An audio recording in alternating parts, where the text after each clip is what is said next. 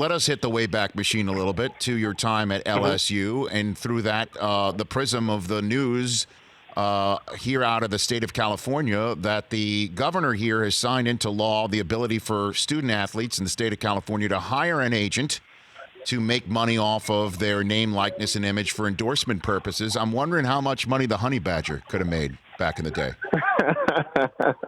Well, I would like to think maybe $1 million or so. I'm not sure, Rich. I was pretty good back in college, but I don't think that rule is a bad rule. Obviously, a lot of college kids, struggle with, obviously things other than tuition, because those things are handled by the university. But I think to give these athletes opportunity to kind of make some money, not all those guys will be able to go on to the next level and provide for their family. So I think the more money they can make in college while working towards their goals, I don't really see that as a bad thing. Well, I mean, I had Chris Webber in studio in hour number 1, and he told a story about how he was hungry, didn't have money for food, for lunch, and he was walking with Mitch Albom, the columnist, and he said, I'm glad I have a witness here. They looked in the window, and there were 2 people holding up his Fab 5 jersey at the time.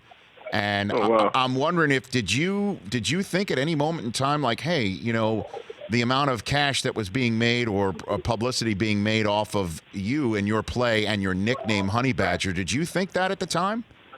Anything like that?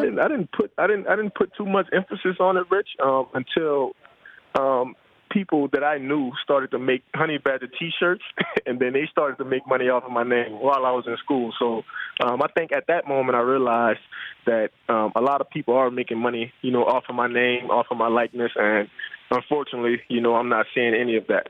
Well, what would you say to people who think that the fact that if you would get cash off of that from back in the day, that would be destroying the fabric of collegiate amateur athletics, Tyrann?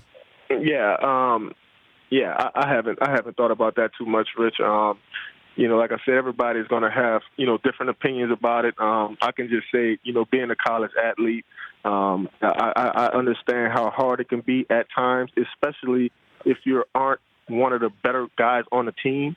So a lot of those guys are really tight, when it comes to money. And I feel like if those guys are able to create a brand for themselves and to, really get people to buy into their likeness, that, they should be able to make, some money off, whether it be jerseys or memorabilia or anything like that. And one of the things I love talking about you, Tyrann, is you always keep it real. You are always, open to answer any questions. So let me ask you this, and then we'll move on. If money was injected into your situation when you were in school, would that have made it better or worse, do you think? I think given my situation, Rich, Yes. Everything that I had been through, the different challenges that I had outside of football, I think it would have probably made my situation a bit worse, Rich, to be absolutely honest with you.